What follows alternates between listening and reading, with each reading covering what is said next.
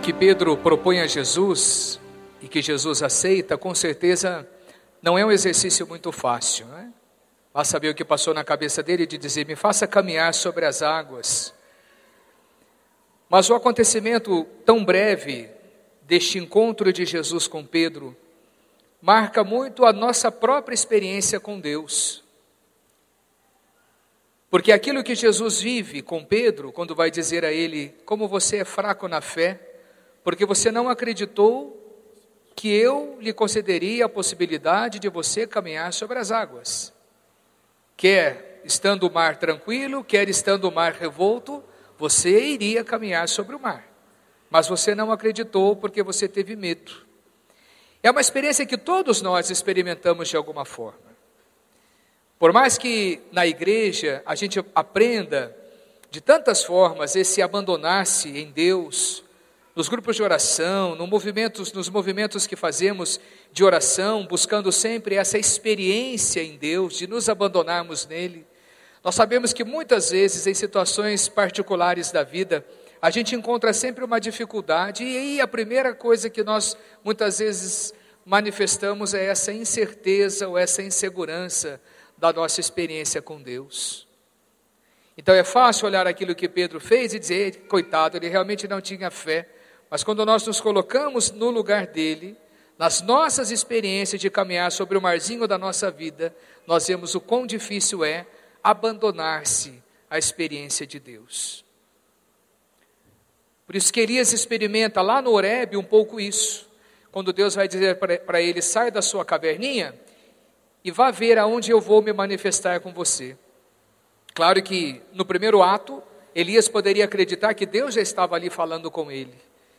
É o que muitas vezes acontece com a gente: eu acho que Deus falou comigo, né? E às vezes Deus não fala num primeiro momento. Passou o vento, passou o terremoto, passou... né? Mas Deus falou no silêncio.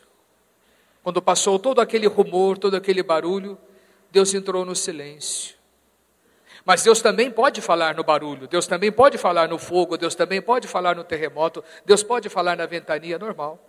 Mas com Elias, Deus quis dizer ao coração dele: calma, às vezes não é nesse ímpeto que nós já experimentamos ou já sentimos a presença de Deus, mas é preciso se reservar mais, para que de fato você sinta a minha presença, que eu posso falar de muitas formas no seu coração.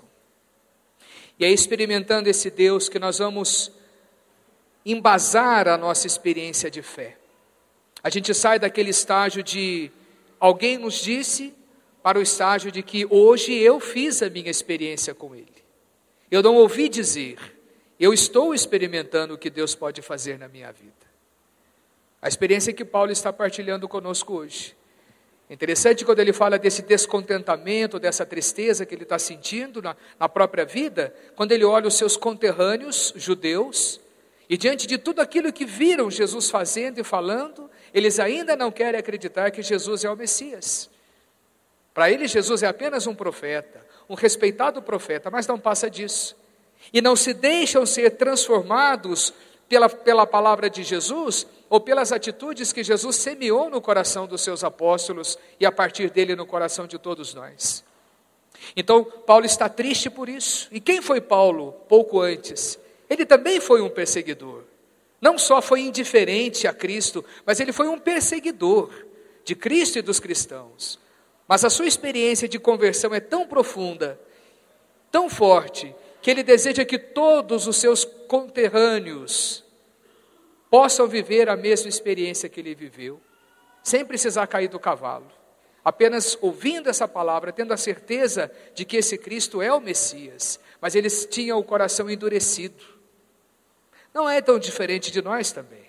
Nós temos um Deus revelado, nós temos uma comunidade, graças a Deus, avançada, em tantos movimentos, orações, ministério, pronto para tudo quanto é lado, e ainda assim, nós vamos sempre encontrar pessoas que manifestam um coração endurecido para com a palavra de Deus, para com Jesus Cristo, para com a fé, etc, etc, etc. Então nós não estamos num lugar diferente. Nós podemos escrever a mesma carta de Paulo.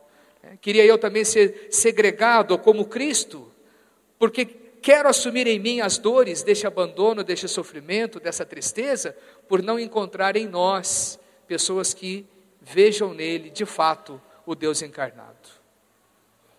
Minha gente, a experiência que eles vivem nesse barco é a nossa experiência também. Não quero falar desse medo do vento no barco, porque se qualquer um estiver em alto mar e de fato bater um vento forte, nós vamos ficar com medo mesmo.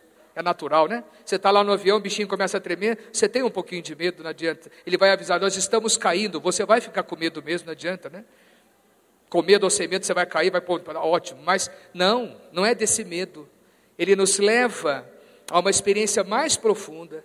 Eles estavam vivendo uma experiência há poucos de uma transformação do pão, de uma multiplicação do peixe, e estando vivendo aquela experiência tão perto de Jesus, eles ainda não conseguiam contemplar, não é, a profundidade daquele homem tão perto deles. Mas ali estava Jesus. E a experiência fecunda deste encontro dele com os apóstolos é essa. Não tenham medo, sou eu mesmo. Talvez Jesus ainda cause medo em muita gente, não é?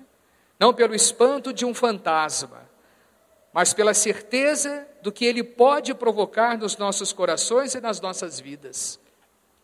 Graças a Deus, a nossa fé não se funda num fantasma. A nossa fé se funda em alguém que profundamente nos provoca. Se você tomar as palavras de Jesus, se você demorar um pouco nos sinais que ele realizou, é impossível que um coração cristão não se sinta provocado, não se sinta instigado a viver um processo de transformação. E aí você vai medir qual é o cristianismo que você tem. Porque muitas vezes, como cristão devoto, na minha oração, na minha missa, muitas vezes eu também quero abandonar a minha vida em Deus, mas diante de qualquer dificuldade eu sou o primeiro a titubear. Por quê? Porque eu não consigo depositar plenamente a minha confiança nele. É Jesus que está olhando para mim, nos meus olhos e dizendo, vem, coragem, caminhe, porque sou eu que estou sustentando os seus pés, e eu não vou deixar que você se afunde. Mas é exatamente nos percalços da vida que nós vamos experimentar o contrário. E aí nós não temos a certeza da nossa fé, então nós corremos o risco de abandonar Deus. Não é assim que muitas vezes a gente escuta? Por que será, padre, que Deus quis assim? Nós associamos a Ele tudo aquilo que é mal. Você se recordou bem da palavra do Salmo, cantado pelo Roger, não é? Deus é maravilhoso, Deus nos dará tudo aquilo que é bom. Dê a nós, Senhor, a vossa salvação.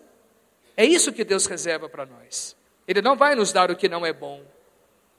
É palavra dele, né? O pai que é mau sabe dar coisas boas a seu filho, muito mais o Pai do céu nos dará as coisas boas. Portanto, é essa experiência de fecundidade que nós precisamos, de fato, descobrir na experiência com Deus. Quero me abandonar, Senhor, de verdade nos seus braços. Entregar a minha vida e saber que por onde você me pede para eu caminhar, eu vou caminhar e eu sei que a minha meta está ali porque os meus olhos estão fixos em você.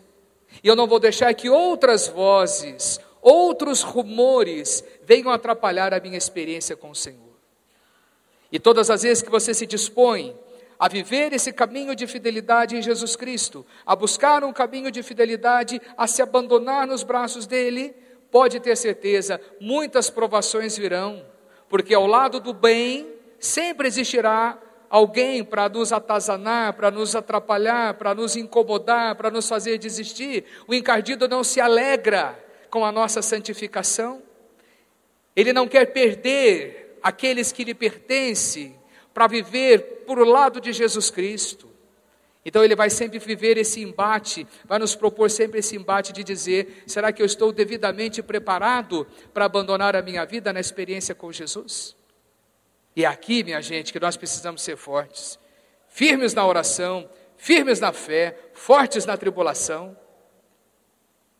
Não temos medo do barquinho que nós vivemos, frágil, porque ele sempre será assim. A vida humana é frágil, nós não somos possuidores dessa vida. Você sabe que a qualquer momento você pode perder a sua vida. Se pudéssemos nós ser os donos das nossas vidas, mas nós já temos consciência disso, nós não somos donos das nossas vidas. A Ele pertence, então é Ele que eu quero continuamente caminhar, sem medo de afundar, sem medo de achar que os meus pés eles vão encontrar aí alguma surpresa e eu vou me afundar nesse barco da vida, nesse mar da vida. É essa experiência que Deus nos propõe hoje, a todos nós. Neste dia tão bonito em que rezamos também a vocação dos pais, a vocação que nos leva a viver uma dupla experiência, porque todos nós somos filhos. Muitos aqui de pais já falecidos, muitos de pais ainda vivos. Mas pensemos muitas vezes em tantas atitudes, e você sabe, você conhece tantas pessoas quanto eu, tantas realidades de família, de pessoas que vivem hoje um verdadeiro sentimento de abandono, de indiferença, não é? Ah, seu padre, é porque você não conhece meu pai, nem quero conhecer. Mas diz a palavra de Deus que eu amo, sigo, professo e prego. Aquele que maltratar o seu pai não terá a vida eterna. É a palavra de Deus, não é do padre não. Vai lá no Eclesiástico, ele dá um baile na gente.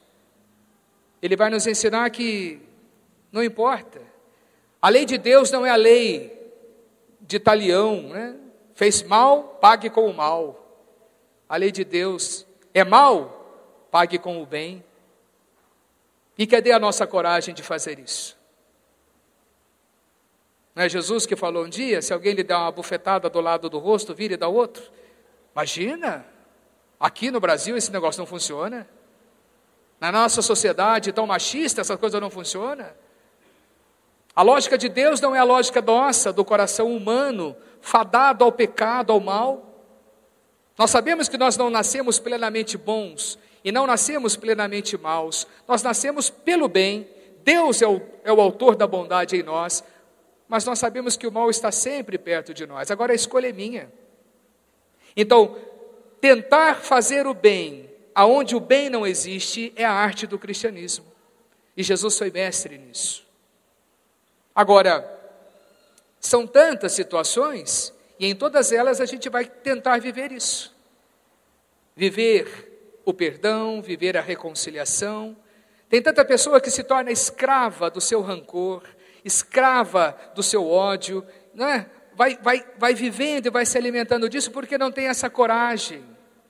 E o perdão, muitas vezes, não significa ficar lá pagiando ninguém, é apenas ausentar do coração a dor de um ressentimento.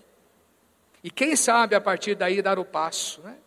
Amar, ainda que o amor custe demais. Não existem pais perfeitos. Não quero encontrar a perfeição aqui. Mas nós encontramos a vida humana, feita dos seus deslizes, das suas sabedorias, mas também das suas ignorâncias. E é nesse mundo que a gente vive. E é nesse mundo das verdades e não das ideologias que nós vamos construindo as nossas relações. Então hoje é um dia que também a sabedoria de Deus nos pede isso. Quem sabe seja um dia oportuno para reconciliar o coração, para deixar de caminhar em mares revoltos e escutar a voz de Jesus: vem, caminha porque eu te sustento. E aonde Jesus está, a vida ela pode ser recomeçada sempre. E a partir desse recomeço a gente vai se reconstruindo no amor, no bem. Coisas tão bonitas e tão ausentes da vida humana hoje. Mas é o desafio para todos nós. Vamos pedir essa graça de Deus. Vamos pedir esse grande desejo, assim como Elias pôde experimentar a presença de Deus, que o silêncio do nosso coração experimente a certeza da presença de Deus em nós. E que essa presença dele nos transforme em homens e mulheres apaixonados pelo seu amor. Com esse desejo de viver esse amor, planificar esse amor nas nossas atitudes. Quem sabe a partir de agora estar mais atento, antes de eu falar, antes de eu pensar, pense se isso de fato passa pelo amor de Deus. A gente conseguiria eliminar uma catástrofe humanitária se a gente fizesse isso. E essa catástrofe humanitária, ela começa bem dentro das nossas relações humanas, porque nós descuidamos do amor de Deus. Não deixe mais que o barquinho da sua vida fique aí, com medo das ventanias do mundo. Coloque Jesus de fato aí dentro. E no meio das ventanias, siga firme, porque quem está com Deus, está com tudo, não se perde, não tem receio, não tem medo.